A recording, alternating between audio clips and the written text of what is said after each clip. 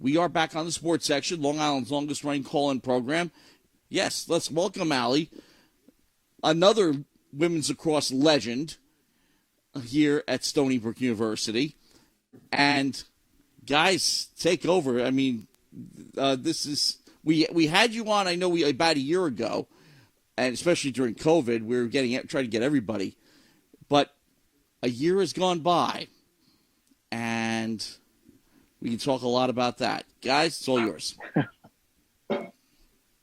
Yeah, so Ali, again, thanks a lot for coming on. I think just first things first is, we've had some time to reflect now on that year and just how has that been? How has the past couple of weeks been for you coming off, again, the tail end of your collegiate career and now transitioning to playing professional? It's actually been kind of like not relaxing in a way because I am sad that my career at Stony Brook is over, but I'm happy to reflect on my season and, be proud of the things that my team has accomplished when I was there and, all the great players that I had the privilege of playing with, since I was a freshman to now my fifth year. And if you told me my freshman year that I was going to have a fifth year at Stony Brook, I'd probably call you crazy. But again, that was the best decision I've ever made, was to go back and finish out that COVID year that the NCAA has given us. But, it was great. And Stony Brook did a great job of making sure that it felt as normal as possible, even though it was under crazy circumstances in the beginning. And I'm just so thankful that I got to, end my career. Although we didn't win a national championship, it was still on a high note. And, ending it on my terms, which is like a big thing that I wanted to do when the season got canceled in 2020. So I'm happy. And now transitioning to pro is still like I'm pinching myself every day because it's a dream that's coming true right before my eyes. So I'm just really happy. Allie, Zach Wilson here. Thank you for joining once again. To recap this 2021 season, it was a season in where your team once again proved that you looked like a team that nearly might have had a chance to go all the way. Your only 3 losses coming against the top teams from the ACC in North Carolina and Syracuse. 2 of those 3 losses you were against North Carolina, both of them also on the road at Dorrance Field. But even so, in those few losses, your team showed that you were able to stay in the game for a while. And that last game of the season against North Carolina, your team put the Tar Heels in an unfamiliar territory where they were trailing late in the game. How proud were you of your team to be able to show how you were able to show the rest of the nation just how much you were able to get that type of pressure to a top tier team like the Tar Heels?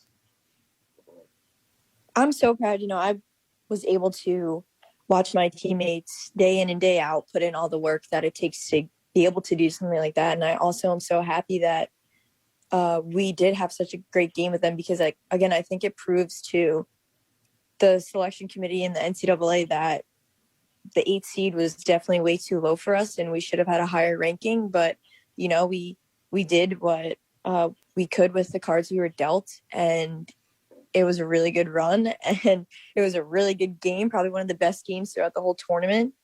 And I'm super, super proud of my teammates and, especially the 5th year girls who came back and put their lives on hold for another year to try to accomplish that dream. And, we got really, really close and we almost took down one of the best teams that I've ever played against. So again, hopefully next year, that game will stay in the selection committee's mind and they'll have us at a higher seed than the 8th seed because, I think we proved it and left it all out in the field. Absolutely. And again, it was really an incredible postseason run for you in particular. I mean, even going back to the America East tournament, obviously, that game against UMBC in the semifinals, Eagles got off to a slow start. Ultimately, you ended up finishing with 7 goals in that game, 8 points in total in that 25-13 rout over the Retrievers. And that kind of set the tempo for the Seawolves during the remainder of the postseason. So what was it like catching fire at the right time and stepping up as that leading scorer for the team? I think it's something that I'm going to give credit to my teammates and being able to prepare me for situations like that, and the coaching staff being able to, create the intensity through practice. And I think it showed when we were down almost 5-0 to UMBC, who we were playing. That was our third time playing them. So they had a good scout on us, and we came out, and we were put on our heels. So it's just a tribute to, again, my team, and, getting hot at the right time is a good way to put it. And I think that it wasn't only me who started to get hot at the right time. It was all the seniors and the senior leadership. And everyone started pulling, at that time. And we took off. We captured our 8th America East Championship, which is a really cool brag. And, I wish I could say I did 4 years and had 4 America East Championships, but 4 in 5 years, I guess, or 4.5 will do. But it was definitely an awesome experience. And, I was just trying to do my job in being the leading scorer, but it wasn't always me. Some days it was Taryn, other days it was Kaylee Huff or Siobhan Rafferty. Like, everyone pulled and did their job on different days, and that's what we needed to get as far as we did. Yeah, and you and Taryn O'Miller were one of the biggest threats to watch when it comes to two players playing with each other on the same team in the nation. And just over an hour ago, we found out that towards the end of this season, Taryn O'Miller was playing through with a torn ACL, and she was still able to look very hot during the NCAA tournament. We know that she suffered a torn ACL back in 2018 in the best season ever for Stony Brook, but she's able to finish her career, finish a season this time by going all the way through, and never for 1 second did it look like any injury seemed to be hindering her. How does that tell you about how such an athletic player that Taryn O'Miller has been, as well as you, in your time at Stony Brook? Taryn's a beast. Like, when I found that out, my jaw hit the floor because, like you said, you could not tell. She was playing like it was her last game every time she stepped on the field, and it very well could have been. But she's strong. I admire her for that. That is just a gritty way to end your season. And honestly, like, it's not a brag right now, but when she has kids one day, she could tell her kids that how much, of a boss that she is, that she was able to do that. And not even for a second, she never complained. It never looked like anything was bothering her or slowed her down, except for an ice pack on her knee at the end of a game. And that was really it. I lived with her. We were in the same house. She never complained about her knee. So it's just amazing to me how strong she is. And the fact that she was able to do that, I give her so much props, because she made it look easy, and that is not easy. It's not at all. No. That's a season-ending injury, so I'm amazed by her. I even commented on her Instagram picture. I said, "You amaze me," because that is truly an amazing thing that she did. Absolutely. And I think both Taryn and yourself, there's a lot of words come to mind. Inspiration is definitely one of them. Leaders as well. And I think, especially for you two, it goes back to even before the start of the season, back to last March when Sean Helbron announced blanket waivers were going to be allowed. And you were the first player to announce you were going to come back to make your return for another season. And Taryn followed suit. And really, I told Taryn last week as well, that really kickstarted a lot of the seniors, especially those who were on the fence of maybe I don't pause what I got going on and I graduate and get out. So, yeah, I'm going to come back for another year. So how proud are you in that sense, where you're both leaders on and off the field? I mean, it was an easy decision for me. I knew it wasn't going to be an easy decision like that for everyone.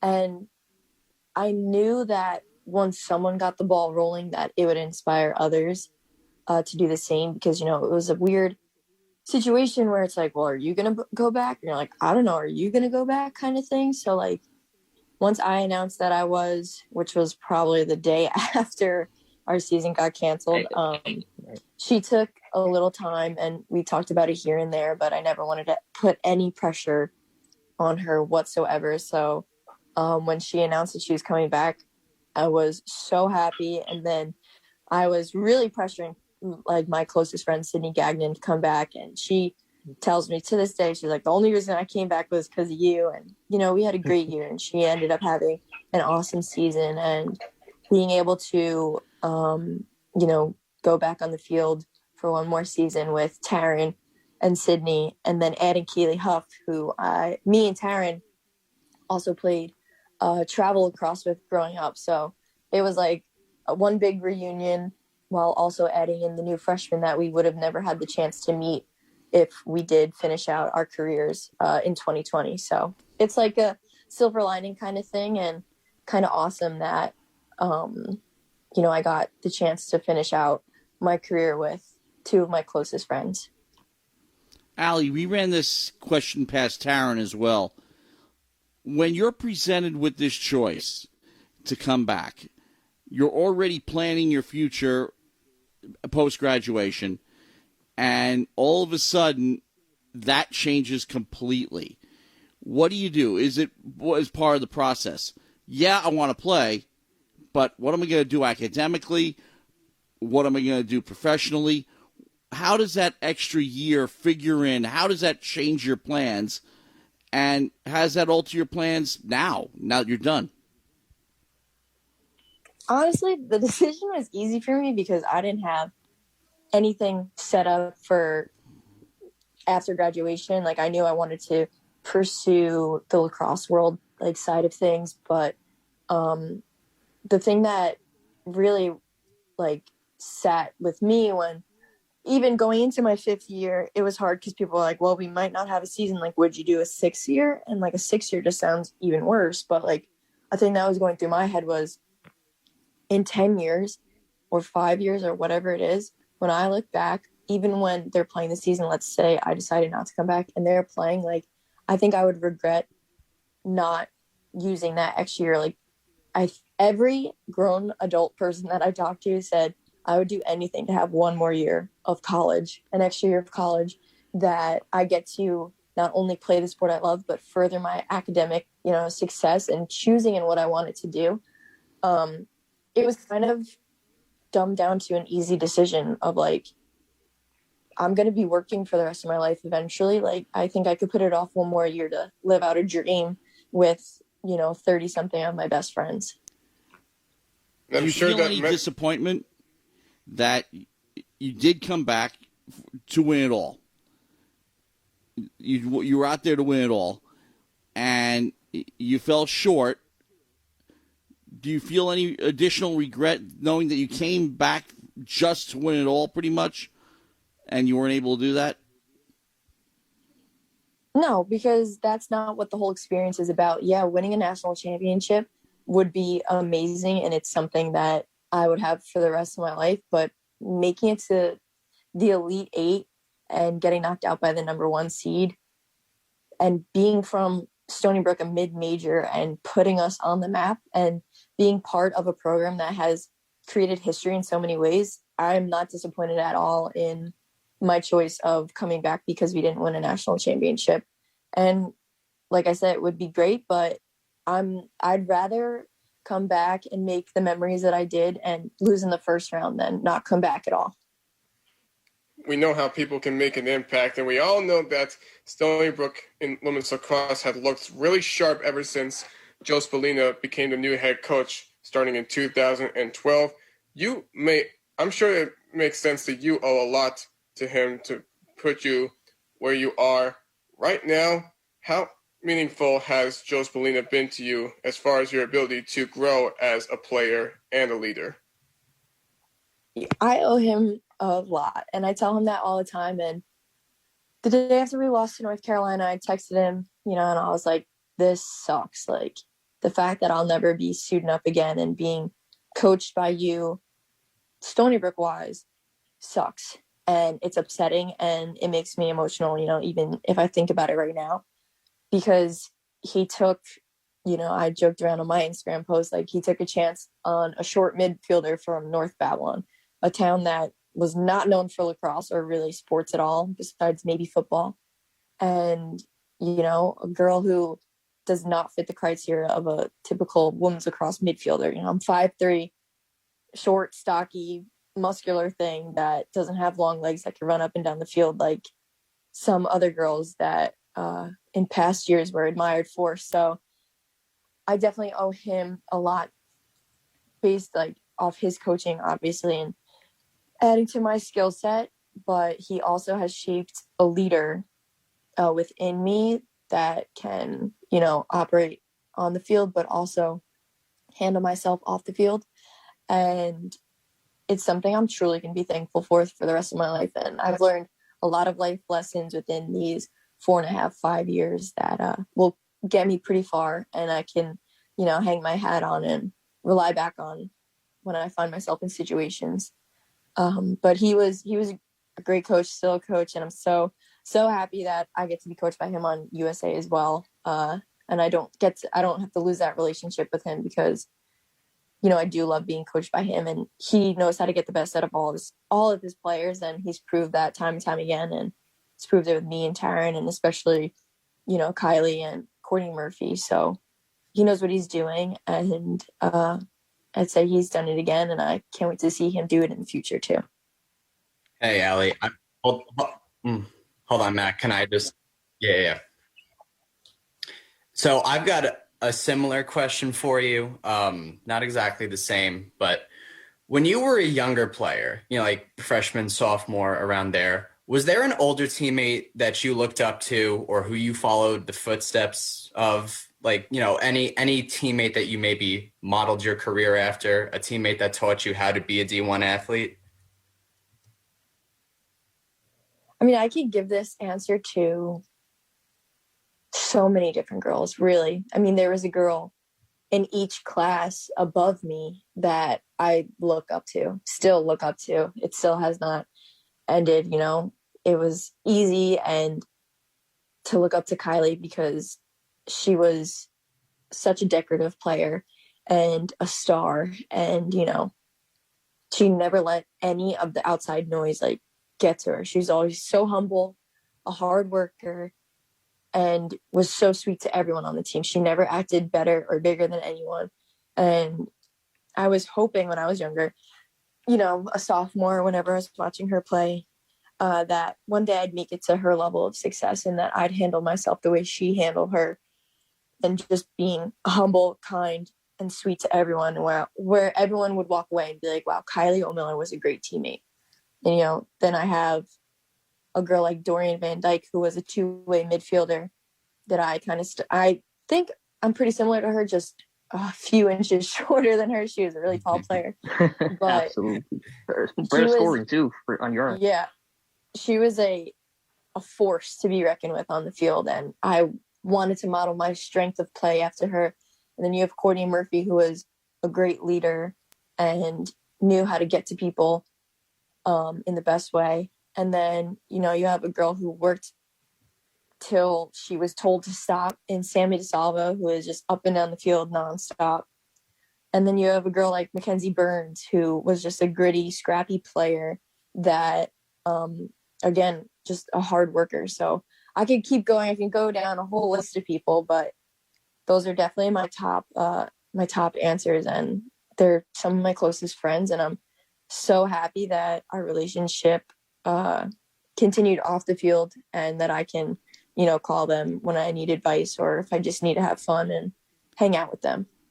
That's awesome, honestly. Now, hold on. I just got one more.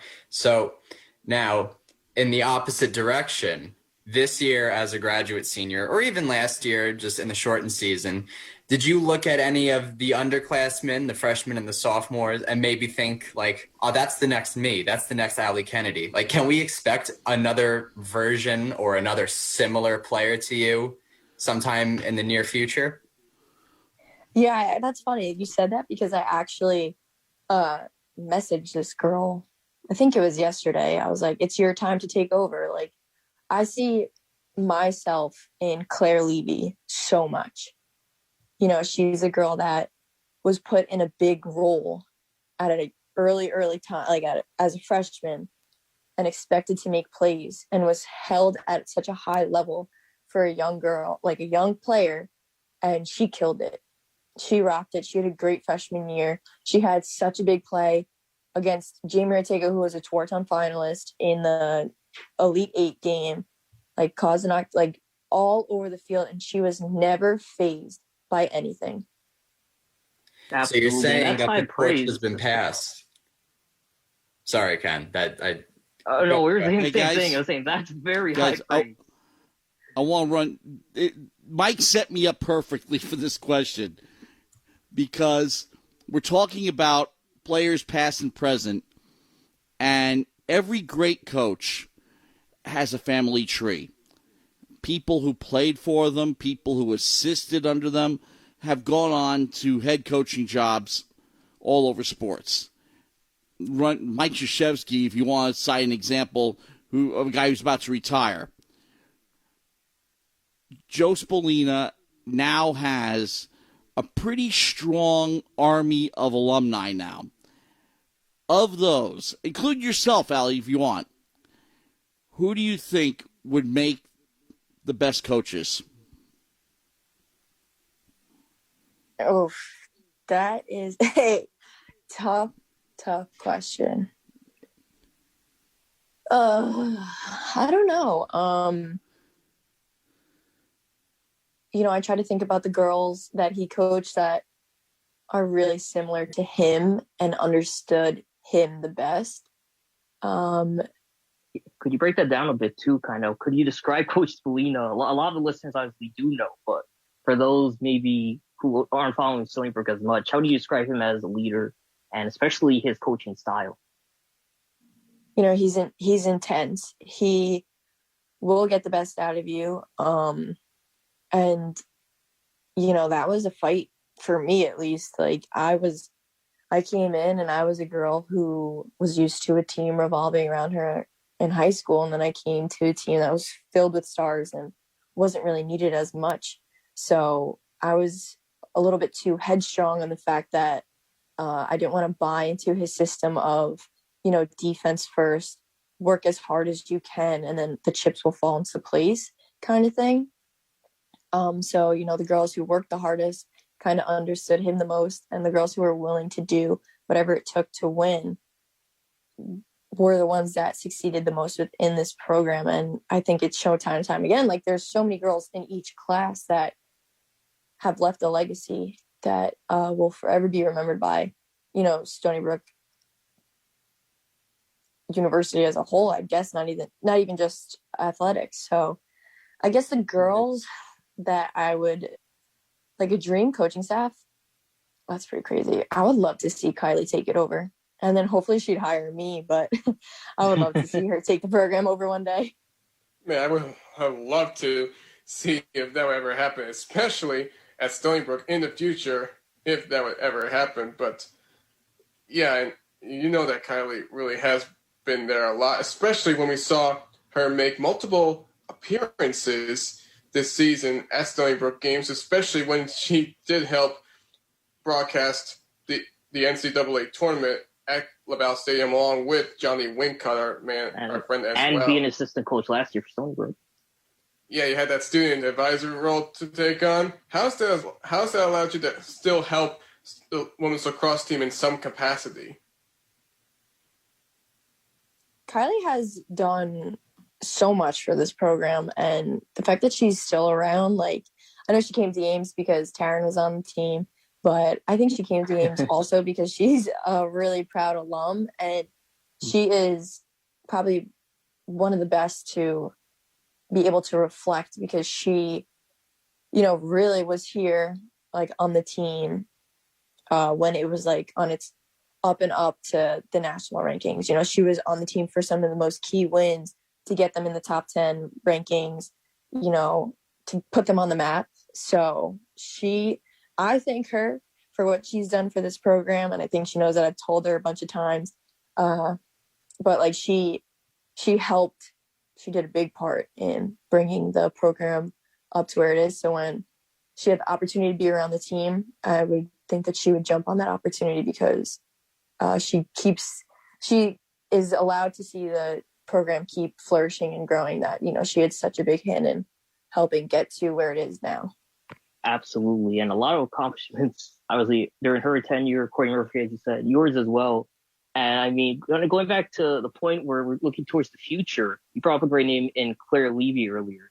Had played in all 19 games as a freshman, had 24 ground balls, 25 plus turnovers. I remember that Rutgers game especially. She was locking down the shooting and really doing a good job kickstarting your possessions that ultimately ended up in a lot of scores for the Seawolves.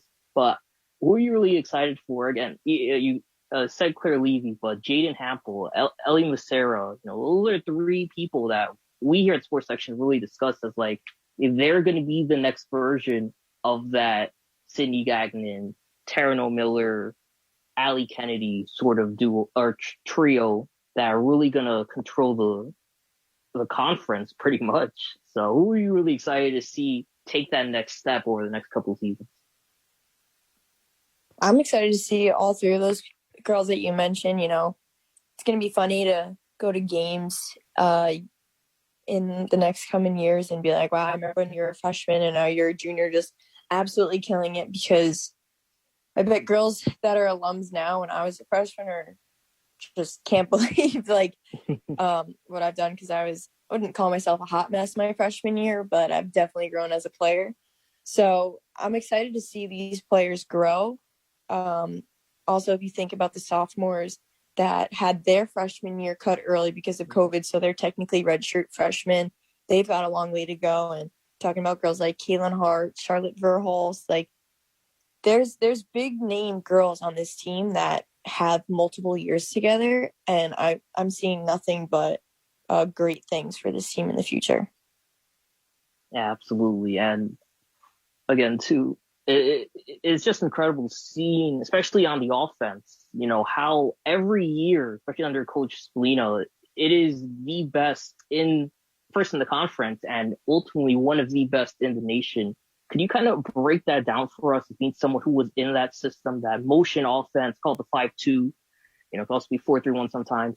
Did you just describe kind of to those, especially those young girls that are preparing to enter, collegiate lacrosse, how that offense was one of the best in the nation? It's just having everyone understand their role. So you look at Taryn, she's a great feeder, but when we needed her to, she could dodge. Me, my first thing is dodging. That's what I love to do. That's what I'm good at. I know you do well. I know my off-ball cutting skills aren't the best on the team. I'd have to give that to, Siobhan Rafferty and Kaylee Huff. It's just putting the right pieces out there together that share different roles, but do it as a unit. So most of the time, we don't have set plays on offense. We play as a unit by using our individual skill and, role and mindset to score goals, pretty much. We have different girls out there for, different reasons. Jaden was a big add-on because she could dodge. So when teams were sliding early to me and scouting me, then I was able to kick the ball out to someone else, as in Jaden, and she could take it and win her matchup. They didn't really know who she was. She's a freshman, so they have not their top defender on her, so she was always winning her matchup there. Then we have Kaylin Hart, who is a great lefty dodger. And then sometimes you'd see against different defenses, number 13, Rebecca Kinsley, come in as a lefty feeder. It's all about having the right pieces in for the right defense for success. But that doesn't just happen overnight. That's something that is worked religiously every single day at practice, through repetition, intense drills, and hard work, and trust.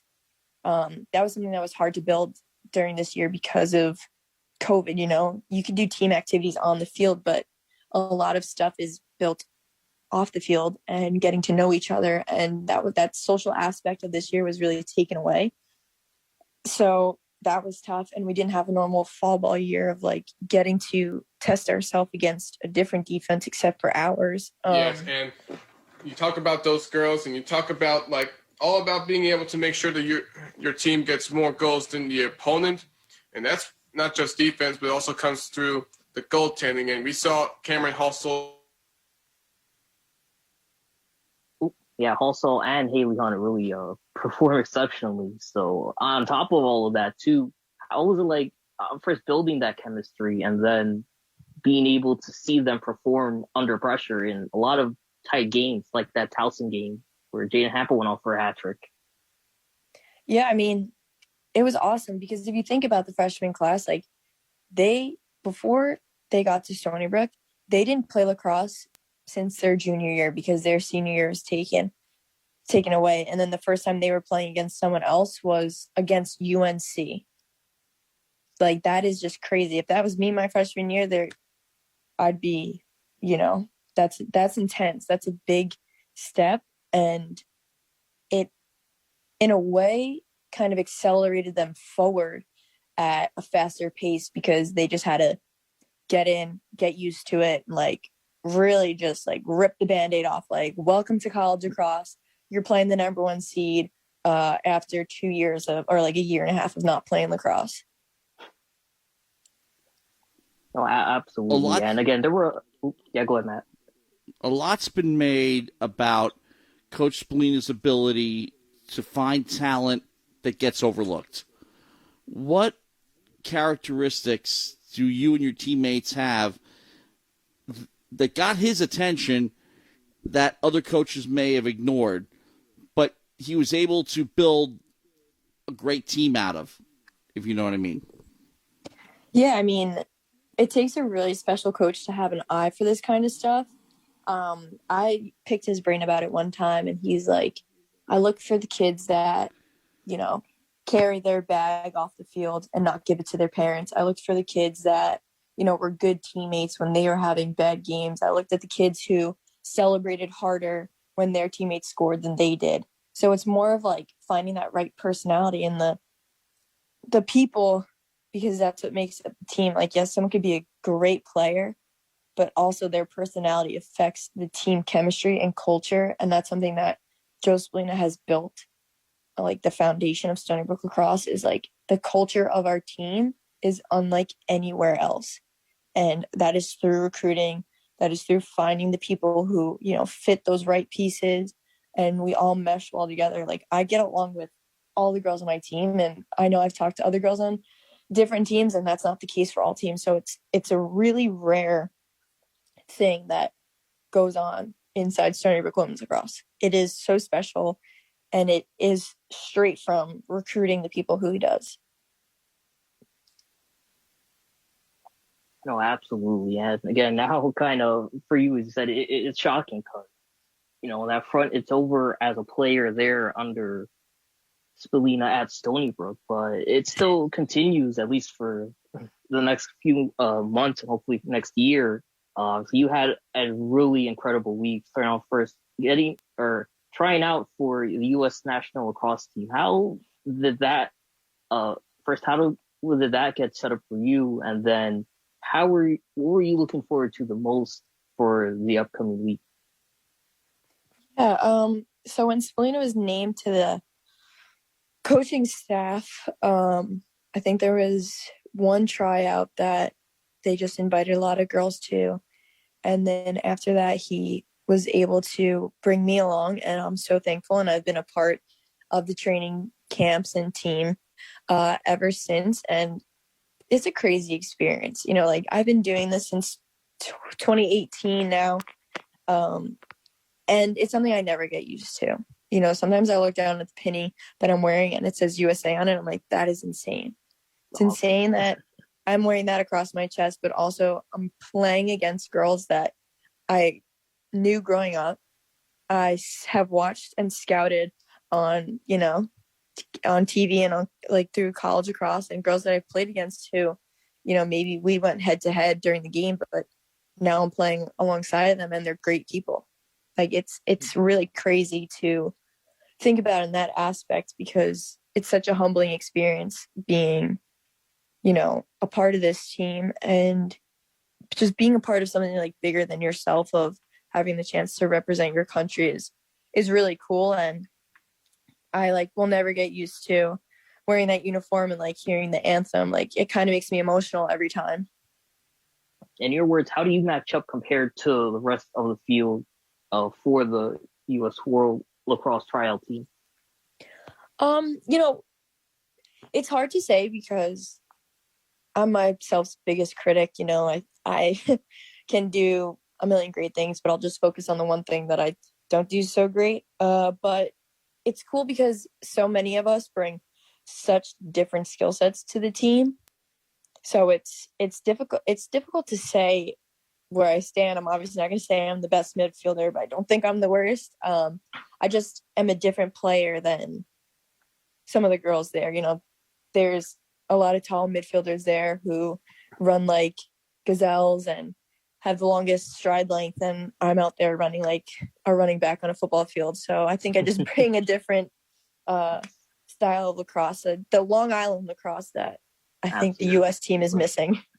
I was going to say, I would argue that wouldn't that be your greatest strength? And if I had to make a case for you, I think that'd be the reason because, again, you spoke about earlier, you know, you really are unlike a lot of that field, especially in the midfield, as you said, you know, your size, your speed, athleticism, you know, it's so unique from the rest, really the rest of the nation. One of the reasons why you earned IWLCA Midfielder of the Year honors, both in the preseason and afterwards, is because despite, you know, all of that being one of the shorter players, you still quite literally blew away a lot of the competition in terms of speed and racked up a bunch of goals, points, draw control wins as well, and proved that you could fight and really, you know, battle with the best of them, including other Tewaaraton Award finalists.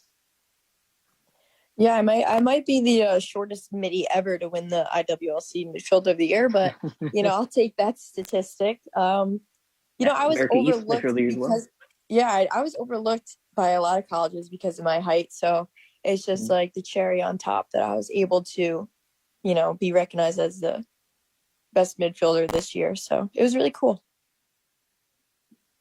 No, absolutely. It is, again, a really inspirational story. And to even going back before that, you said, you know, in high school, at the time, you know, North Babylon wasn't necessarily the best in the island when it comes to sports. But, you know, I know, especially going through your history, you were raised, at least I know your father played sports, had 2 older siblings, including Corey, who played lacrosse as well at Stony Brook.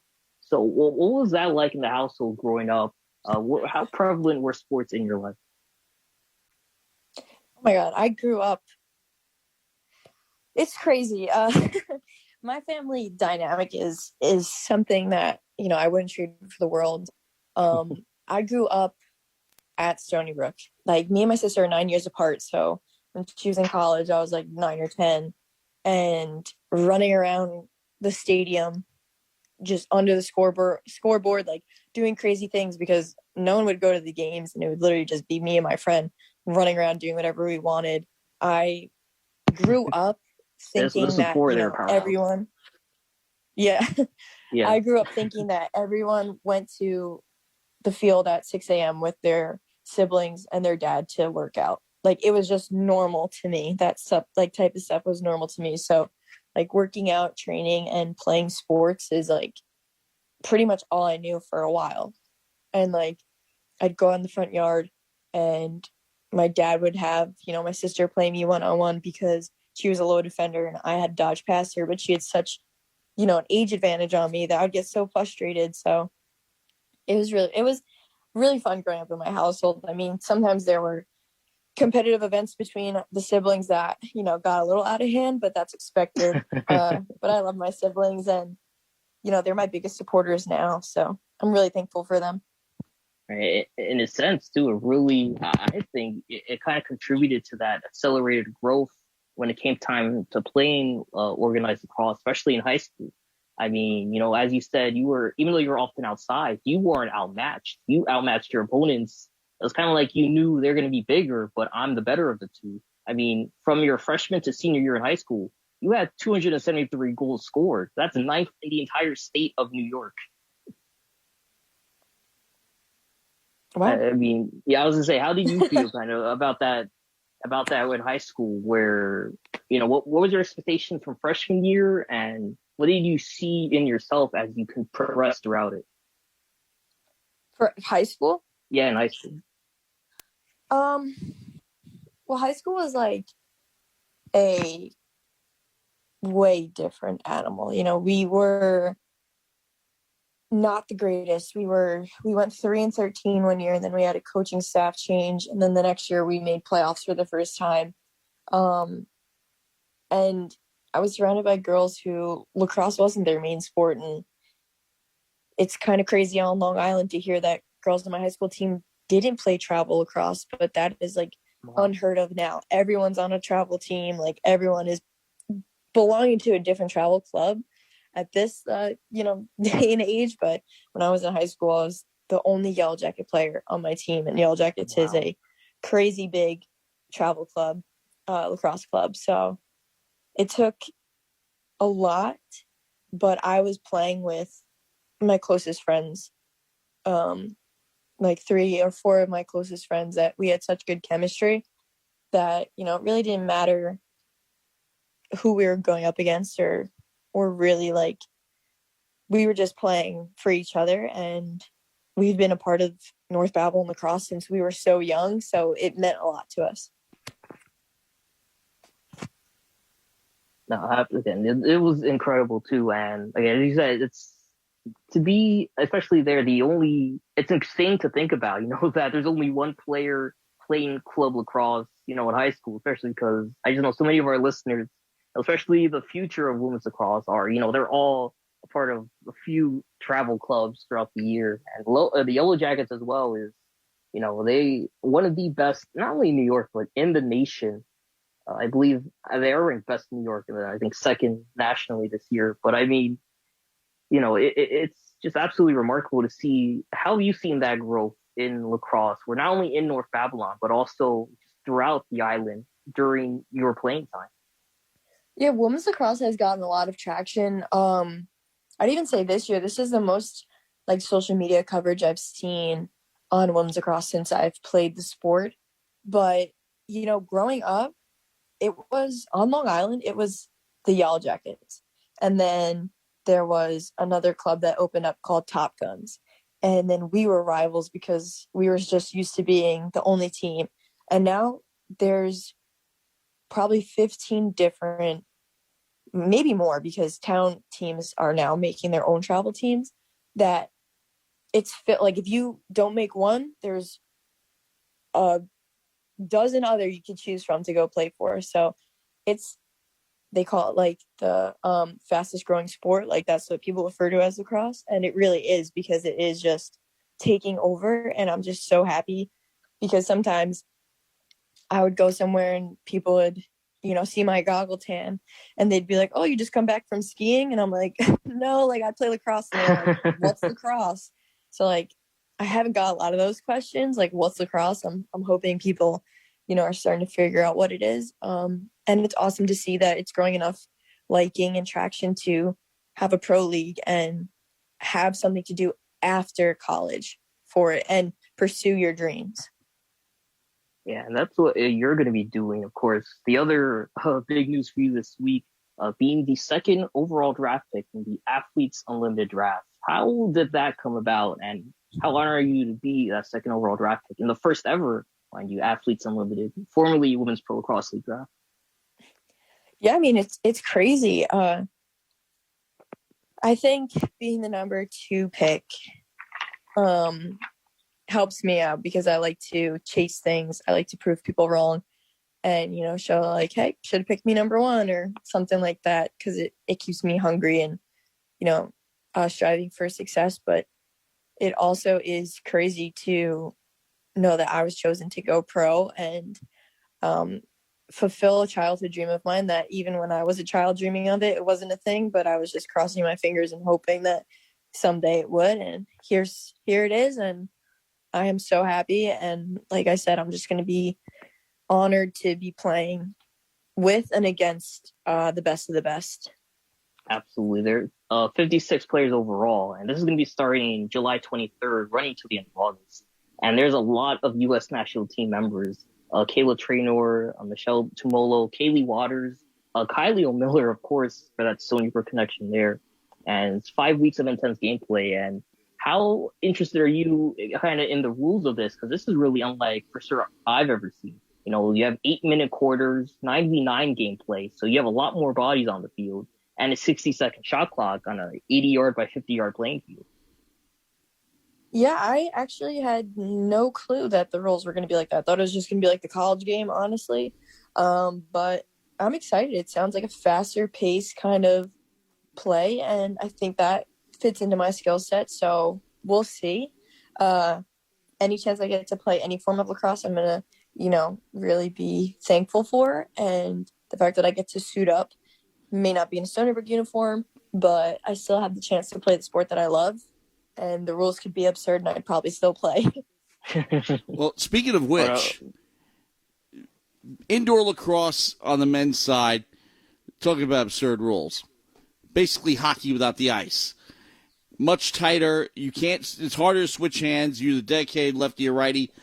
In the smaller space, what are the major differences, especially when it comes to contact?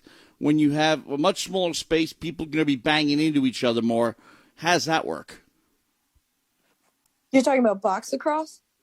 No, I'm talking about the women's lacrosse in the smaller field that you're playing. Oh, okay. Yeah, I mean, it's definitely different in the fact that, you can't really play in the same style you would, obviously, in a longer field, and it creates a faster pace of play, so you have to make decisions way quicker. And I think they said that the shot clock is 60 seconds instead of 90, so that makes, again, you have to be a smart player with really high IQ, in the lacrosse sense, to operate at that speed on a shorter field. And just the speed transition from going from college to now US, it is a crazy difference. This difference. This difference. This difference. This difference. This difference. This difference. Speed of play is crazy. Everyone's fast out there. Everyone's good at 101 defense. So it's just, being able to execute and making the right smart decisions in a tighter space will benefit you the most, in my opinion. Now, are the contact rules different at all? Fouls and things like that? I'm not really sure. Doesn't look like it, no. Yeah, I didn't take a look at the rule book yet. That makes it even harder. Yeah. Well, who knows what it'll be like? Well, for sure, Definitely it's going to worth be watching fun. regardless. Absolutely. Speaking of I would which, definitely can't wait for it. that's something we do need to do. Unless you have the information already, Allie, can these games be viewed on the stream? Yeah, I think they're streaming it, and I also think it's going to be on TV. Athletes Unlimited is already a big, I don't think company, but name, and they have a volleyball and softball league as well. And the volleyball league is always on MSG, so I'm assuming we're going to be on TV to some aspect, and you're definitely going to be able to stream it as well. Okay, something to look forward to over the summer once all the other sports are done and the Yankees continue to struggle, but that's for another story for the second hour. It is WUSB Stony Brook. It's a little bit past 11. And Allie Kennedy, lacrosse legend at Stony Brook University. Now that you are an alum. Thank you for all the time you gave us and all the insights that you gave us, too, as well. It was really a pleasure to speak with you. Thank you. I had a blast. I always love coming on here. You guys are awesome. Thank you. Yeah, thank you. We really enjoyed what you did for Stony Brook over the last 5 years. It was a real great treasure watching you and your teammates play as looking fantastic over the last few seasons. And we really hope, and I'm sure you're hopeful as well, that this is just going to get better for the program. Yeah, definitely. Although I'm leaving Stony Brook, I hope to stay in touch with you guys. You guys rock. Okay, thank you so much, Just one more thing, too. We also wish your boyfriend, Aki Contrasta, the best as well in the NFL, as he's currently with the Tampa Bay Buccaneers. Oh, he put you up to that, didn't he? Thank you. I will definitely let him know. He's killing it. I'm so proud of him. But I'll tell him that you guys wish him the best. Yeah, that was scripted, Zach. Well, Zach was also the second overall pick. Did you know that, Zach Wilson? Yeah, my name alias. We got 2 second overall picks in the same room. Stony Brook. Yeah. Unfortunately, as a Jet, he's going to be subject to quite a bit of scrutiny, but that comes to the territory, I guess. Yeah, I guess. Not scrutiny right now, but we'll see what happens. And we'll see in 3 months. We'll start pulling 3. It's coming All up right, then. faster than you think. Yeah, absolutely. Training camp Well, opens once in, again- 6 weeks? Less? Yep, just about. Yeah, well, they're already Well, once again, thank you very much to Ali Kennedy for being a tremendous guest, as always. Again, just to me, the word is inspirational. I mean, one of the best ever play, overlooked by way too many people. You know, when I first came to Stony Brook in 2017, that was one of the first names, one of the first players that really caught my eye as, yeah, she's one of the best in the nation. You know, really wasted no time, especially as a junior and senior. All right, so with that, I think we'll start transition out to the pros. It was a Where do very you want to begin? week. I don't know. What do you want to get out of the way? We know what we should start with first. The one that looked very nice today for all. Let's start with the good fans, news. for all New York sports fans, because there's only one sport in New York today that actually got the win. Right. Yeah, don't remind me. What a win it was. The New York Islanders opening the Stanley Cup semifinal. By the way, friendly reminder to those who forget is that it is called the Stanley Cup semifinal because they reseeds after every round and there are no conferences in this temporarily realigned NHL. And I had forgotten that. I had to pull a Facebook post because I had forgotten that, because you would think the natural rival for the Islanders in the conference finals, well, first of all, they would not meet the Montreal Canadiens in the conference finals necessarily because they have to get out of the division. But the whole point is that if the Bruins had won, Bruins versus Canadiens would have been terrific. The only problem is, of course, the Bruins didn't win. Thank you, Islanders. So, Mike Vaccaro, who is a New York Post columnist, and we overlap 2 years at Chaminade, so you know how old he is. And he remembers the Cup years, as I do, but also realizes that not only is there 2 generations who did not see those teams, but the older of the 2 are in their 30s. Okay, this is 38 years ago that the Islanders last won the Stanley Cup. And also the last time the Islanders went this deep into the playoffs 2 years in a row. So, unthinkable, okay? They went to the conference final in 1993, which is 28 years ago, but then didn't go for make the playoffs. Well, no, they got knocked out in the first round the following year, and then didn't make the playoffs for 7 years after that. So that's what you're suffering through if you're a younger Islander fan under the age of 40. If you're over the age of 40, you have a better memory of things. But now you have your own generation of good Islander teams. And you have a team that, surprisingly enough to me, because you remember what I was saying earlier, that without Anders Lee, I was really worried that they would score enough to get to where they are now. Well, I wasn't counting on Matt Barzal, and I certainly wasn't counting on Kyle Palmieri. And look where we are. That is absolutely incredible. To your point, Matt, it is unthinkable because, you know, we all said it there. You know, we're going to see a drop in scoring. And in the playoffs, it's been the complete opposite. There's literally no team that has more goals in the Stanley Cup playoffs this season than the Islanders. I mean, it's incredible to think about. They have 35 goals in this postseason, which is the most across all teams, including a pretty dominant Tampa Bay team, which had the best offense, arguably the best, maybe Colorado as well, during the regular season.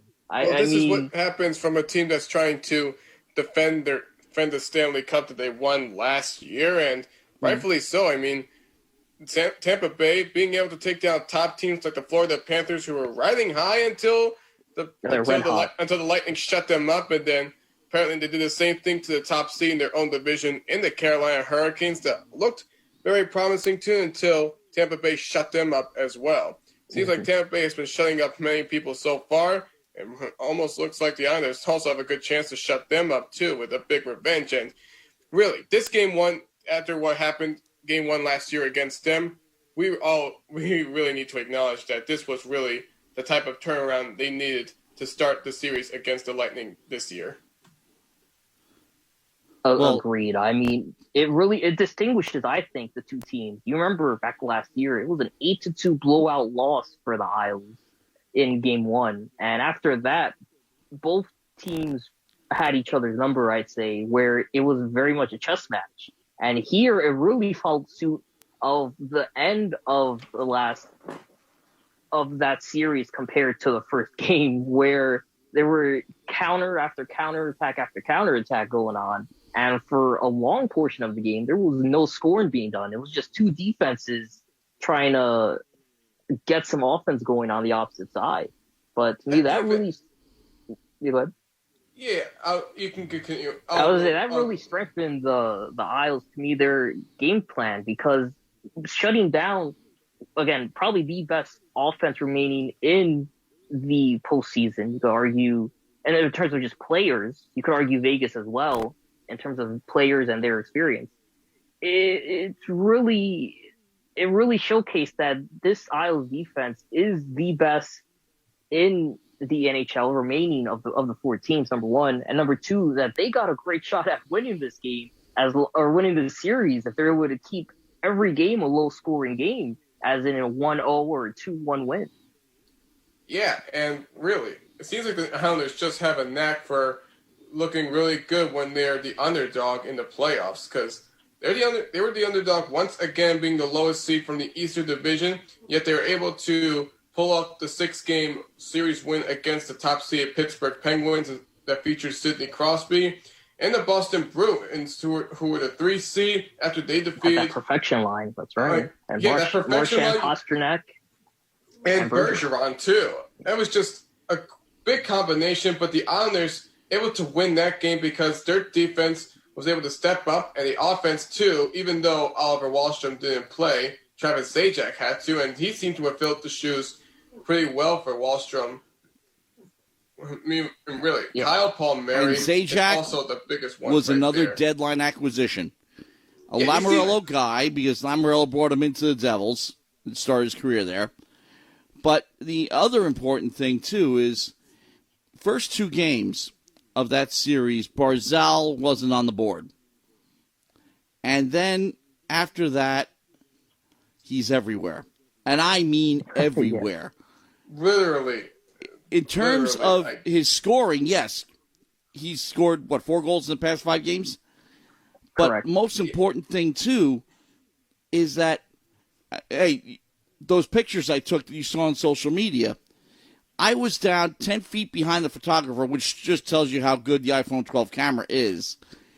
But my point is that anytime the Islanders were near the net, Barzal was in the thick of it. Right. And that and again, doesn't necessarily come up on the board.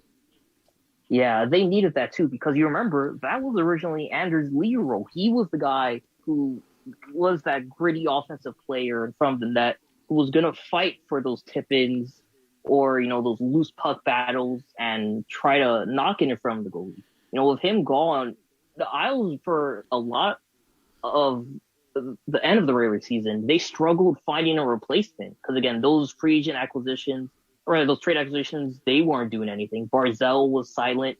And you're right, in the first 8 games of the 2 series, Barzal he was an afterthought. But really, he's taken that and he's gotten the ball rolling, especially in front of the net. He had a great goal today on Steven Stamkos' turnover, where he was one-on-one against Vasilevsky and quite literally dove to the goal and was able to put it through the 5-hole of the goaltender and start the scoring for New York. And that's something that you really didn't see a lot of from Matt Barzal. I remember in the first game of the season against the Rangers, he had a great fake deke against Tony D'Angelo, where they would fake him out and then do a backhand. But he's really a guy who's targeting on the wing. He's going to try to get a slap shot or a wrist shot. But here, to see him literally drive to the net and quite literally put himself through the back of the net to get the goal I think that's all you need to see in terms of knowing that, yeah, the Isles have a legitimate chance, like at least 50% of going on to the Stanley Cup Finals. Well, I'll tell you this, too. And they even showed some clips of it going into a commercial. He was a target himself. Right. In the neutral zone, he was getting knocked around all over the place. Everybody was pile driving him, trying to knock him off his game. Didn't work. That's huge. Now, the Islanders are very physical. The Islanders not only lead everybody in goals, but they lead everybody in hits. So they're not afraid to retaliate. And I watched it happen. It was right. This team has got it together. And the other important thing, too, is that they throw hits, but they only got called for 2 penalties. That's the biggest thing. And Tampa Bay is 45% on the power play in the playoffs. Right. 50% because they scored on one of them with a few seconds left. Fortunately, the Islanders were up 2-0 instead of 1-0. But the important thing there is that you give Tampa Bay power plays and they will eat you alive. And the Islanders figured out how to remain physical and not take dumb penalties. Agreed. And really, that's something I thought they learned since game 2 or game 3. It was the loss at Boston, where you remember the day after. I was like, this team needs to get more physical because they're getting out-dominated against the boards by Boston. And really, since that game, they have been way more physical than early, the most physical I've seen them ever. And it's worked to great success because they're doing it most often. I won't say all the time, but most often doing it clean or clean enough to where they're not going to draw penalties. And that's something Boston struggled with in the end. Remember, Coach Cassidy complained about that, how there were a lot more calls on Boston when they were getting physical. And you saw today as well, where you're right, that those 2 power plays were huge because it prevents the best power play team in the league from getting the extra man opportunity. And it showed, too, that the Islanders' defense can shut down the Stamkos and the Stamkos line and the 2 or 3 great lines this Tampa Bay team has. While on the other hand, creating scoring opportunities like we saw on Matt Barzal's goal. They made Tampa Bay have poor puck management and really just bad decision making, which is pretty uncharacteristic of them and goes to show how strong this New York defense really is. So mission accomplished so far. I mean, anytime you win a game, it's mission accomplished. But as we always say, the team with the home ice advantage, if you are not the team with the home ice advantage, the goal is to at least force a split in the first 2 games. Islanders won game 1, win game 2, so much the better. But even if they don't, they're still in good position as they return to Long Island for game 3. Right. And it's interesting, too, because one of the most incredible stats is the Islanders have never held a lead after the end of the first period this postseason. Yet despite that, they're 8-1 in games that are tied going into intermission. Those last 2 periods, those last 40 minutes, they've outscored the opposition 19-8 this postseason. I mean, it's just incredible that this is a team where even if they're off to a slow start offensively, they still are going to have the upper hand. And when they have a lead going into the third period, they're 8-1 during the play. Or sorry, that's Tampa Bay. They're 8-1, but still the Islanders have a great record when they're ahead because that lockdown Barry Trotz defense, is again, it's locked down. It just shuts down any scoring threats more often than not. And it takes those extra man opportunities to even get a goal on the board, like we saw today after another tremendous Varlamov performance in the net. He now has 5 wins in this postseason. Yeah, we know that he started for the Islanders when the Stanley Cup playoffs began, but after His first 2 games were pretty rough against Pittsburgh. Sorokin came in and he was able to do what he could for the Islanders for the time being until round 2. Then you get Varlamov back. You get these wonderful goalies that you hope to keep for the next few years for the Islanders, and we've really seen something truly amazing out of them. And also one more thing I would like to say is that what also has been important for the Islanders in these last few games that they played in the playoffs is that when it comes to having a good lead in the third period, you can't get too worried about giving it up. We do remember there were a few instances during round 2 against Boston where the Islanders did have a big lead, but Boston nearly came back into the game and nearly stole it from them. Game, for example. Game 2. Islanders were up 3-1 in the third. The Bruins scored back-to-back goals before the end of the third, forcing overtime, yet Sazika still able to get that breakaway goal. Then you get Game 5 at Boston, where the Islanders were also up with a sizable lead. I believe they were up 5-2 or something like that. 5-1. Yeah, that was Game 6. Yeah. Then 3 straight by Boston, but that was it for them. The Islanders were able to pull off in the end. They're causing so much heart skips and stuff like that for their fans. I mean, like, they keep it close. Reminds me how the San Francisco 49ers in the NFL pretty much had that same thing back in 2019 when many of their wins were very, very close and had allowed San Francisco to go all the way to the Super Bowl that year. So it's really that type of... That's the heart of a champion, though, guys. When you got a team that can bend but doesn't break, it's something Tara Miller said. Alec Kennedy would as well if you asked her. That's championship quality. Even when you give up the goals, you still are able to maintain that lead and fight off the pressure. And I thought the Isles did that well today during the last minute after they gave up the first goal with 35 seconds remaining. So it'll be interesting to see how Tampa counters. Obviously, their main point of improvement's got to be getting some offense, especially in the first period. You don't want to go into the locker room tied 0-0 because that only favors the Isles. You got to score and score fast, and you want to beat this New York team. Yeah, every time that the Lightning seem to have tried to work something offensively in the Islanders zone, you got those Islanders being able to break up any passes that players like Kucherov and Point tried to work for, but in the end, it was players like Polak and Pelech that are able to break up the sequences. Really just messing up their routine that they're pretty much used to, and that's how the Islanders really getting to flourish defensively, as we have seen from them all season long.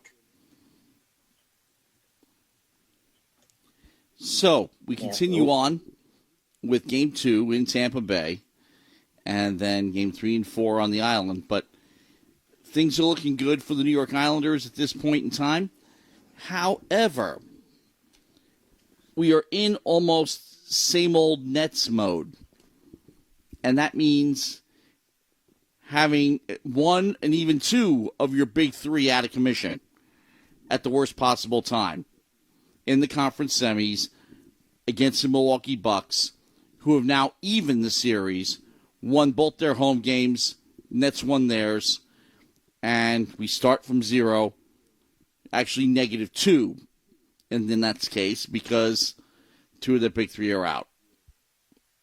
I thought you said same old Mets. I was ready to fight you for a minute. Same old Nets. Yes, yeah, I know. It's been the we'll talk story about how every good year. the Mets have been despite the loss today later. Yeah. All year long, the Nets have had issues keeping all three of their top three players on the court, to the point where they've only played a small fraction of their games, and most of the postseason up till now with them all there. But now they're back in February.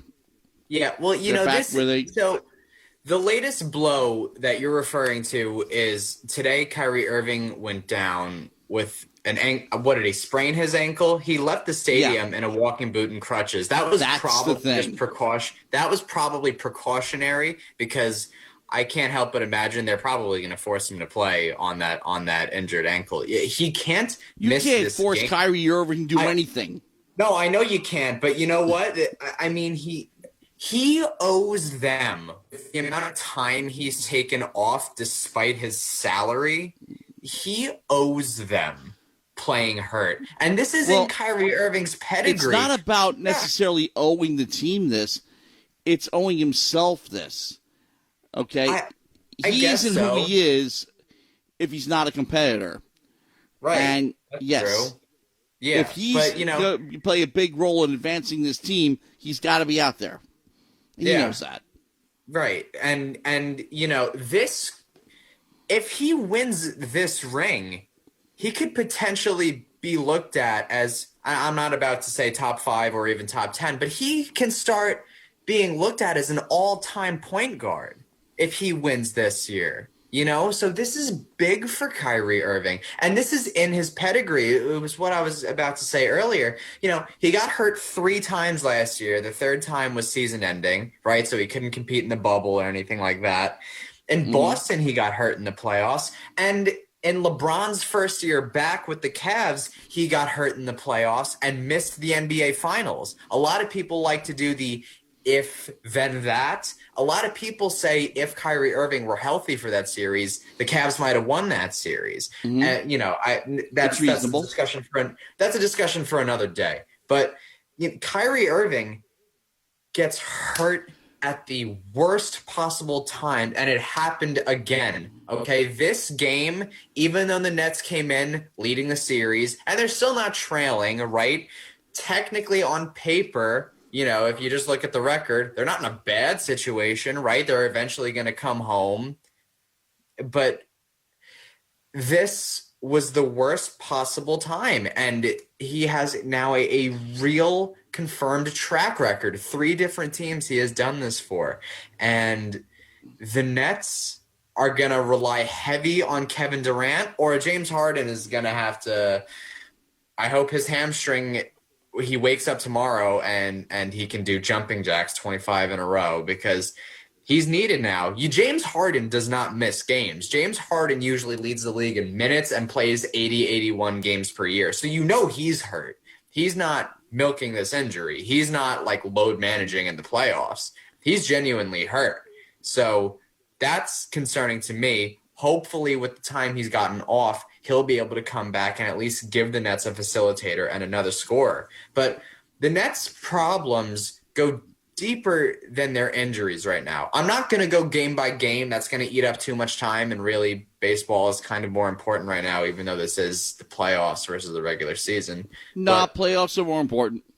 I don't know, That's why we're talking about Islanders and Nets first.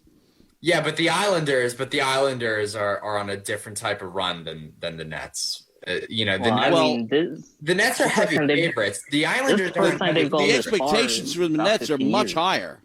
That's what I just said. The Nets are heavy favorites. The Islanders aren't heavy favorites. People know the Islanders are a good team, but nobody was expecting this preseason. Nobody was expecting this during the regular season. Remember we were talking about their negative momentum going into the postseason?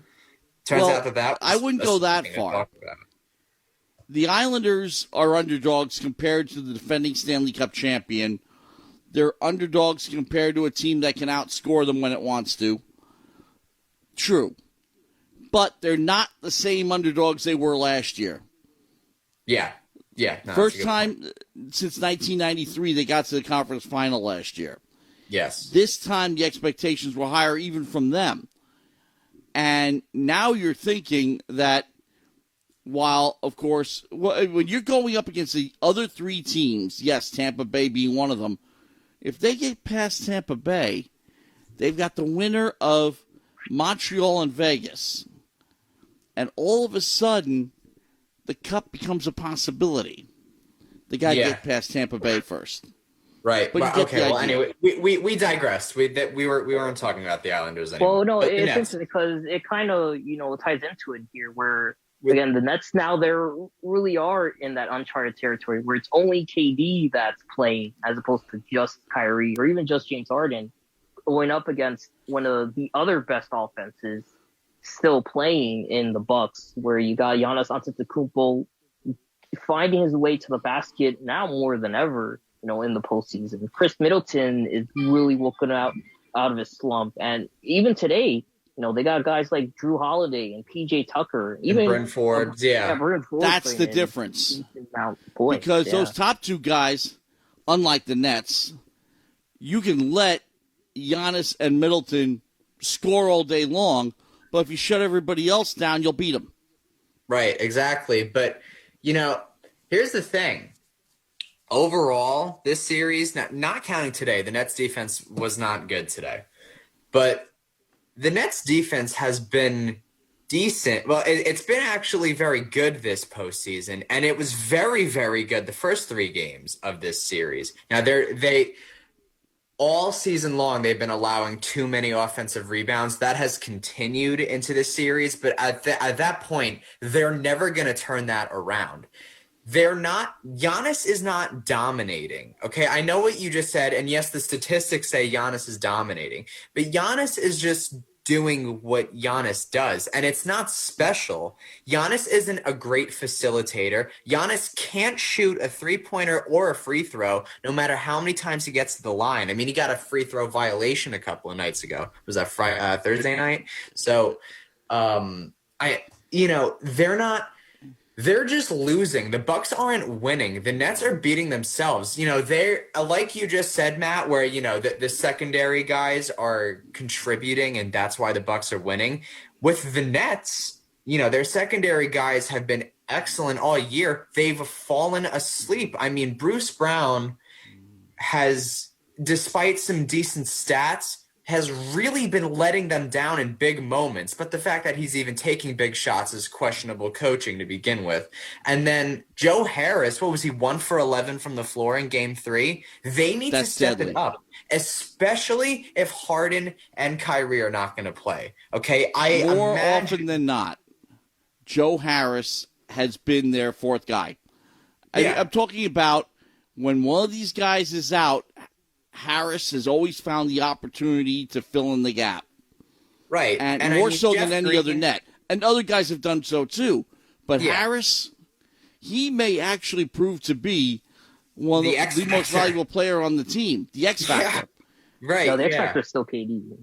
No. The X Factor is like the not given factor that determines. Oh, yeah, in that sense. Well, to me, that sense KD Bruce Brown more. It'd be Bruce Brown more than Joe Harris, but no, because Bruce Brown can't stretch the floor. Bruce Brown can't shoot. Bruce Brown's floaters aren't going. Okay, Bruce Brown's layups aren't falling. Well, yes, I know. I think his field goal percentage is around 50. That's what happens when you take a bunch of short shots and layups. Okay, but Bruce Brown, a lot of bad turnovers, a lot of bad fouls in the worst possible moments. Okay. Joe Harris is now a 2-time, including this year, NBA leader in 3-point percentage. He's got to pick it up. I think he only had, 8 shots today or 8 points or whatever. He was 2 for 6 from deep. That much I know. That's bad. And definitely not him. No, that's not him. Right. I mean, like, you would take 2 for 6 from a guy who doesn't shoot threes, but he's probably the best. He's a top 5 3-point shooter in the NBA. So they've been Milwaukee's really been cleaning up on defense. They've been taking away the 3-point look. You could see that the Nets are trying to feed Joe Harris outside the arc, and he's just not getting any good looks. But really, after dominating, completely running away with both game 1 and game 2 on both sides of the ball, offensively and defensively, they've just fallen asleep offensively. They've fallen asleep. 80 points or 83 points in game 3 when they lost 86 to 83. Right. Yeah, and then today they were game. 30% from deep, and that's part of when you run that D'Antoni type offense where you're shooting a lot of threes and you're getting rid of it quickly, 7 seconds or less, you're not slowing the game down. When you take more threes, you miss more shots, right? That's just a proven stat. So you get more empty possessions and you get quicker empty possessions. So the other team gets the ball back quickly without allowing a point. So if you're gonna miss 70% of your 3-pointers, well, I mean, you're letting the Bucks cakewalk to a victory.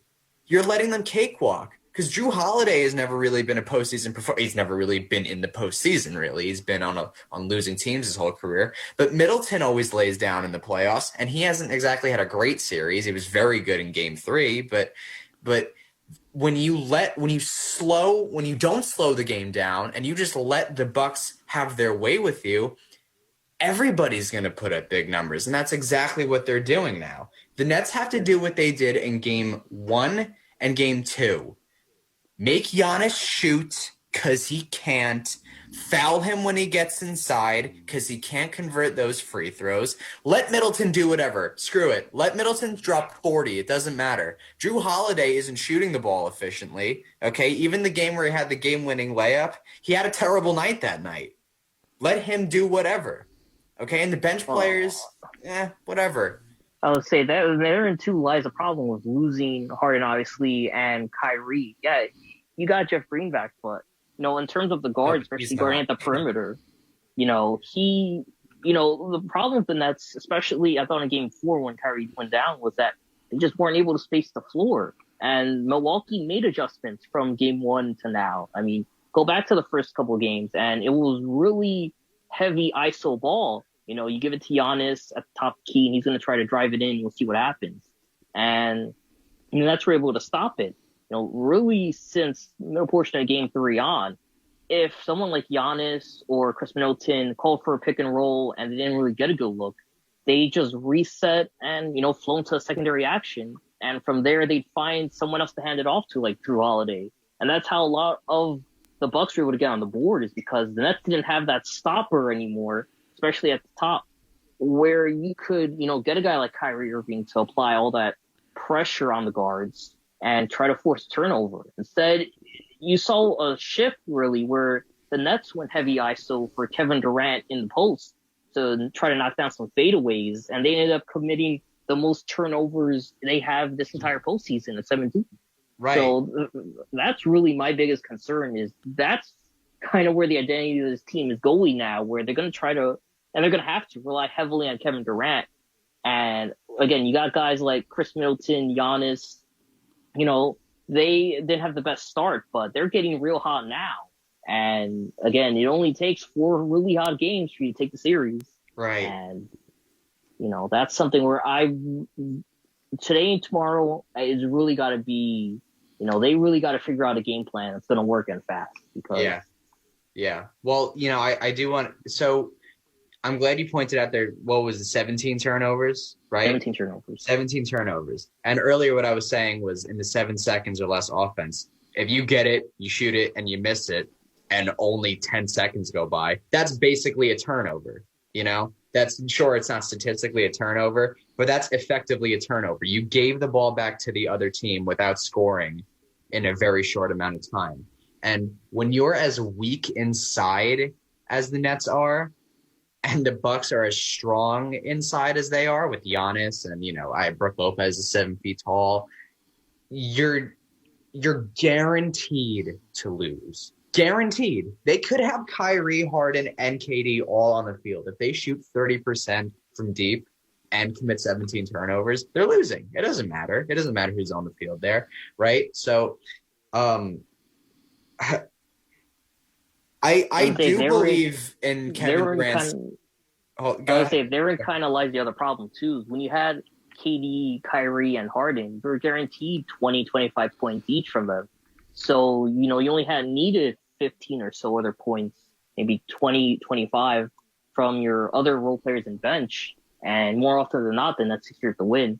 Here, from that trio, you really got to rely on Kevin Durant hitting 40 or even 50, which is absolutely insane. Right. And you need the rest of your role players at bench to provide the majority of the scoring for probably, I think, the first time at all this entire season. And again, it couldn't come at a worse time. And I don't know, especially after their performances the last couple of days, if this bench, they're going to be able to do it against the starting rotation of Milwaukee. Look, if the Nets win Game 5, it's over, okay? Because they're going to be coming back to Brooklyn with 2 chances to clinch. The crowd is going to be intense. Do not underestimate the effect that a crowd has on the road team. I mean, remember what the Bucks crowd was chanting at KD in the fourth quarter in Game 3? They were saying FKD, FKD every time he touched the ball. Loud roars every time he missed a shot. It's going to be like that here in Brooklyn, okay? And if this Game 5 is going to be the turning point in this whole season for the Nets. If the Nets get by the Bucks, I'm confident that they can go all the way. But if they lose Game 5, it's over. Forget it. They're going to lose either Game 6 or Game 7. They're going to lose.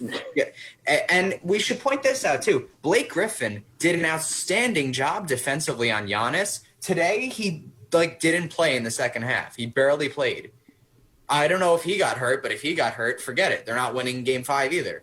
It's just not happening. Because what you were just saying about how they're going to have to rely on KD to score maybe 40 or 50 points.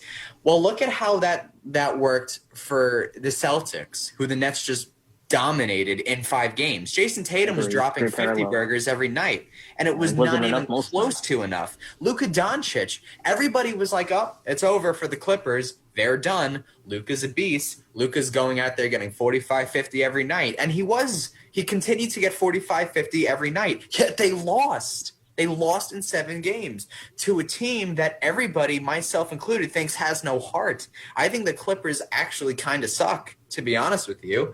That's Luka's nightly 40 burger, 50 burger was not enough.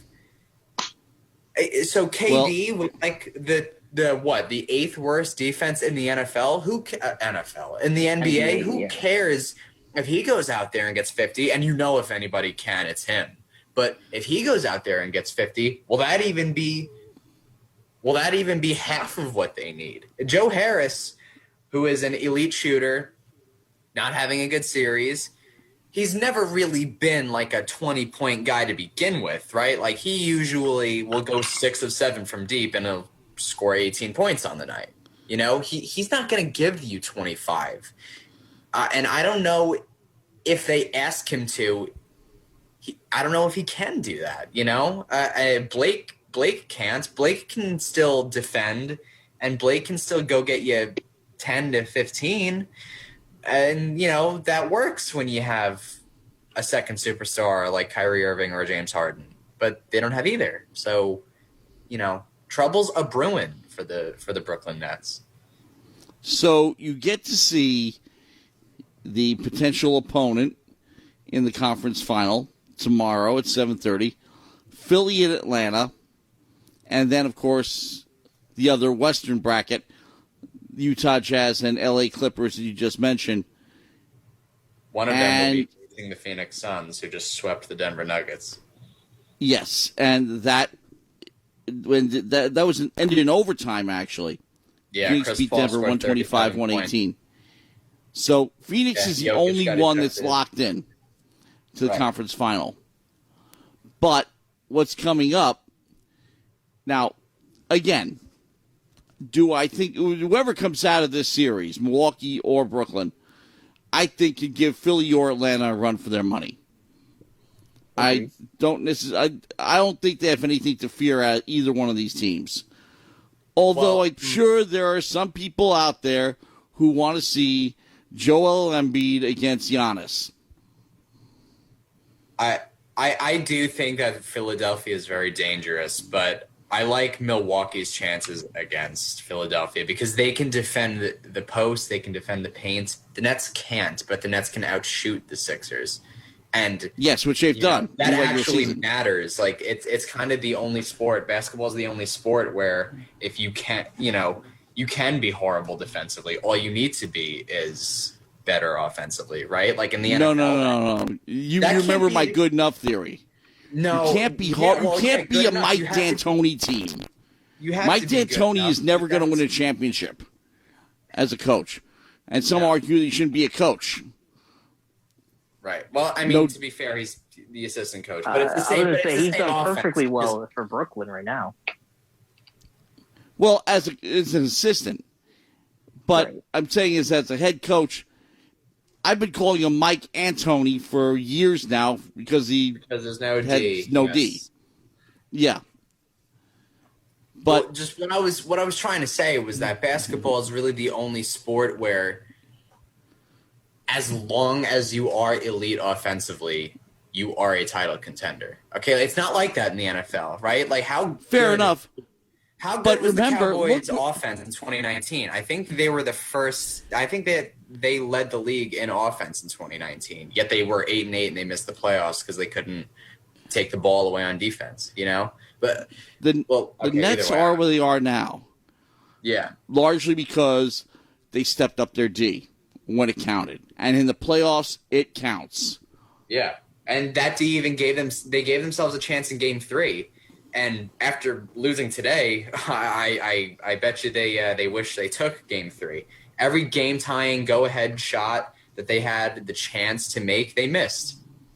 So they quite literally let Drew Holiday walk into the basket to get the game winner. Yeah, it was amazing. It was amazing how high IQ they were the first 59 minutes and 45 seconds of the game. It's amazing how just one stupidity, one dumb breakdown ends up potentially costing them their whole season. So, okay, so we take a look at the Major League standings in 2021, and we see the New York Yankees at 33 and 32. Now, I will say this.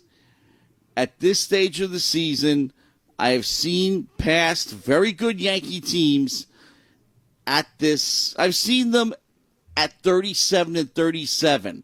I've seen them at 500 at the break and somehow wind up in the postseason. So the 2015 Mets were 52 and 50 at the trade deadline, and then they won the pennant. So thank you. Right. And the Washington Nationals, the year they won it all, I think they were under 500. And the San Francisco Giants, they were well under 500. Their championship series were sub 500 at the break. Right. They were sub 500 in August. Yeah. So are the 73 Mets. So, I mean, nothing's impossible. Well, the Mets won the division 3 games over 500. That ain't happening. Yeah. Especially when Tampa Bay is 42 and 24. Yeah, then you get and they can't beat their biggest issue. Well, I'm not going to call it their biggest issue because they've got a couple of glaring issues, but the Yankees are in 4th place right now. But think about this for a minute. They're a winning team, technically. They're a winning team in 4th place, just to show you how competitive the division is. And those top 3 teams, Toronto, Boston, and Tampa Bay, have all had their way with the Yankees. All of them. All of them. The Yankees cannot touch them. The Red Sox just came to town for the first time this week, swept them in 3 games. Right. Tampa Bay, they haven't been able to beat. They haven't been able to beat Tampa Bay since I mean, what, 2018? And then Boston. Well, hey, Alex Cora's back. Boston's back. It turns out that they are good. I really thought they weren't going to be good. Turns out they're excellent. But they just dropped 2 in a row, including 18-4 today, to the Toronto Blue Jays. So, the Yankees can't beat any of their divisional opponents except the Orioles, who everybody beats. So that's not an accomplishment. They're 4th place in a division with 3 teams that are not only better than them, but own tiebreakers over them. Head scratcher of the year so far. The Yankees have scored 6 fewer runs than the Orioles. They have a -7 run differential. Like, they should actually be under 500. They're lucky. They should be way under 500.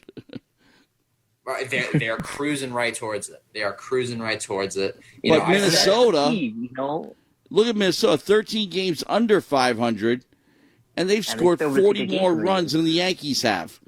But they've also allowed almost 100 more. I mean, I took a game from them earlier this week with the walk-off. 80 more. Yeah. Yeah, well, that's just because the Twins are a high-scoring offense. I mean, they have a terrible staff. That's I mean, the Colorado Rockies for a long time were always like first in scoring and last in the standings. So that's just a cute little stat to embarrass the Yankees. I mean, but in a sense though, like to me, I think one of the really glaring stats, really that defines the Yankees, is that just they really struggle when it comes down to the fundamental stuff. I mean, no team has more outs on the base paths than the Yankees. I mean, even today, the 7-0 blowout loss, Ruben Odor got tagged out, I think between 2nd and 3rd, for I think their 31st time this season. And, no other team's even close to that, where, something as simple as base running has become this form of chemical science for the Yankees there, where they just have no clue how to figure it out. I mean, it's really frustrating to watch. And take yesterday's game, for example, against the Phillies, where they were down for a lot of it. They were able to tie it up in the ninth off the DJ LeMahieu 3-run home run. Yeah. Where it was incredible. He was even the one who got the home run when you got Aaron Judge in the on-deck circle. Right, and DJ's gets the been second struggling. home run of the season. DJ's having a real down year. He's been mired in just mediocrity. But he's been having his strikeout ratio is much higher than it was over the past couple of seasons, which is also way lower. Another reason why the Yankees are struggling. But even then, it only took one bad bottom of the ninth to cost the Yankees the game. It's just there's no consistency on this team. There'll be 3 innings where they look really good on offense and pitching is locked down, and then by the end of the game, they find a way to give up more runs than they're able to score. And Chapman, he really looked off for the past couple of games. He's a guy who really doesn't blow too many saves in the regular season. He's, I think, coming off back-to-back blown save performances. Well, I don't think the last one isn't a blown save because the game was already tied, but it was still a loss. Yeah. Right. It was tied. That's a tough situation for the relief pitcher now in today's game, where especially when you're on the road, the walk-off run is in scoring position before you even throw a pitch, right? So that's just a tough situation for him to be in. But then he himself committed a throwing error, which helped the winning run advance. And again, it goes back to the fundamentals. I mean, the Yankees just can't seem to get out of their own way. No. Where, the other team doesn't really have to do too much to make the Yankees make mistakes. I said it online. It's shocking that we're talking about the Yankees here, not the Mets, who are having issues kind of understanding the basics of baseball, where the Mets, meanwhile, are able to take care of business. But are you shocked because of brand name and brand recognition, or are you the Yankees have been built like this for a long while. Glaber wasn't a good second baseman, and he's a terrible shortstop, okay? Luke Voit, when he's healthy, he's not right now, but he was never a good first baseman. Gary Sanchez, I mean, we've seen the pictures of fastballs hitting him in the nuts because he can't catch, even though he's a catcher, right? Clint Frazier was a bad outfielder for a while. They're just not good defensively. They bring in Rougned Odor, who was never a good second baseman ever. They are not a good defensive team. Remember my very first broadcast here? I predicted that they might miss the playoffs because they can't play defense and they can't hit in the clutch.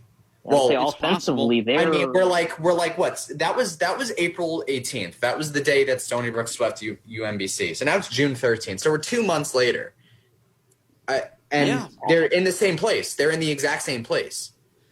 And that's why this was the laugher. Unfortunately, I forgot the name of the one particular guy who got DFA'd. Okay. But the headline reads, Cashman passes up an upgrade in the outfield. The guy was batting .209. Oh, Mike Ford? No, not Mike Ford. But it was on another team. I forget the name of the player. But I'm like, yes, he passed him up because the last thing the Yankees need is another 209 hitter. I think they're about Chris Davis, I think, yeah. That's it. Oh, yes, yeah. Chris with a K, though, not Orange. The Rangers Chris. Yeah, Rangers Chris. Yeah, former Athletic and Brewer. Yeah, and he got DFA'd. Right. So...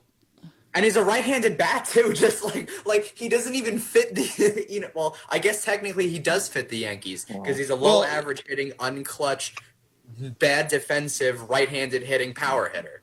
Right? So one of the past complaints of the Yankees lineup is that it wasn't diverse enough. There wasn't enough of a mix of lefties and righties. Right, and that's not the issue now. It still isn't. The issue now it still isn't. There's usually one lefty in the lineup. They don't have a lefty. Sat out a day. Brett Gardner. He's hitting 295. Yeah, okay. I'm not going to complain too much about him. Right. No. But although he doesn't get big hits, he never does get big hits, not in big moments. Yeah, and that's the thing that drives you nuts too. I've been saying he's a star, not a superstar. Be like Matsui. Shorten your swing, get lots of RBIs, be clutch. Right. Okay, but you know what? The culture, I don't know if they don't pay me enough to come up with these solutions. Because if I had solutions for them, I should be in the front office making stupid amounts of money. Considering what Cashman's getting, he gets as much as he gets paid as much as half the players. So anyway, well, I was going to say, but Cashman's under pressure right now. Oh, agreed. And again, too, another factor is, we're talking about the Mets, because they're a team, again, as I said, where of the two, in most cases in previous years, especially, it would be the Mets in this situation, except they'd be under 500. But, the Mets are overcoming so many obstacles in terms of injuries and producing pretty solid baseball. Right. Today aside, today doesn't matter. The Mets have been really dominant over the past month of action and are really living up to the expectations set in the preseason. Yeah, for sure. Today doesn't matter. This past week, they played the San Diego Padres 7 times in the last 9 games. And we've been talking about the Padres. They may potentially be the team to beat.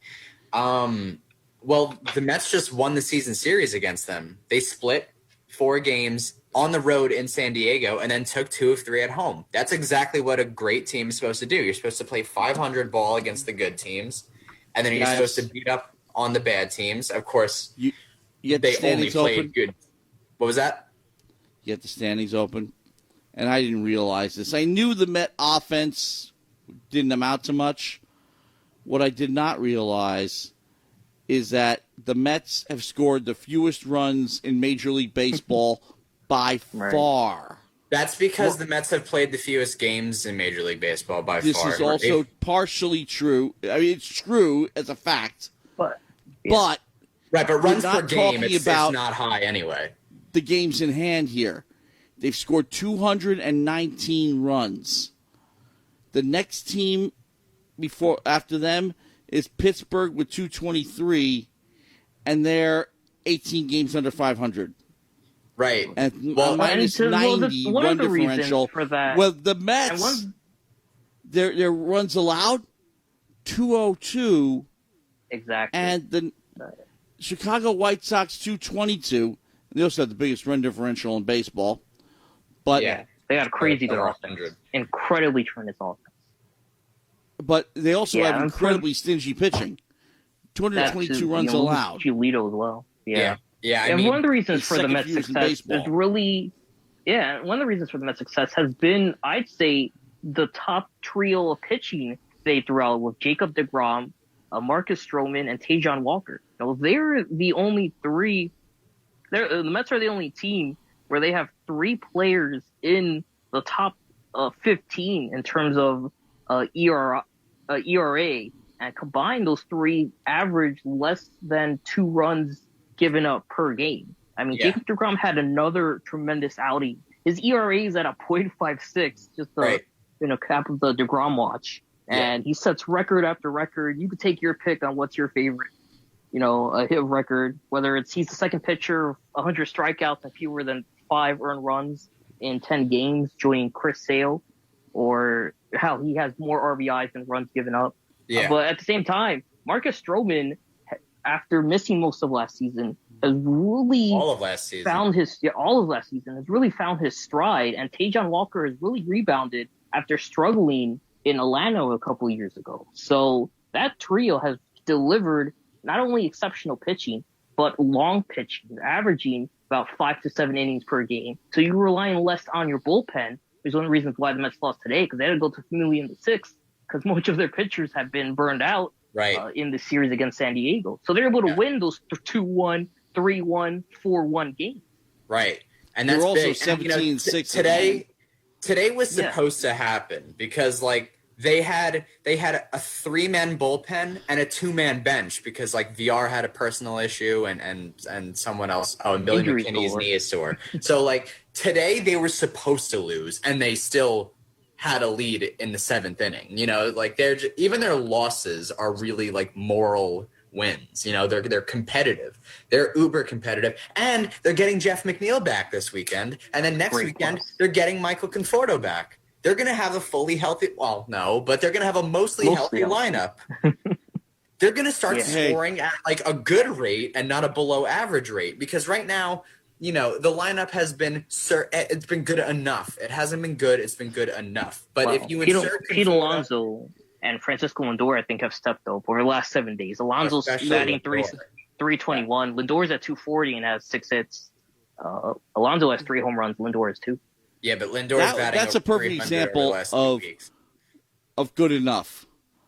Mm-hmm. They're good enough. Well, Alonso's really good. Their pitching makes them good enough. Yeah. But they are the least effective offense in baseball. And I'm going to forget about the games in hand. Yes, they played 6 fewer games than everybody else. Fine. Yeah, they still stink.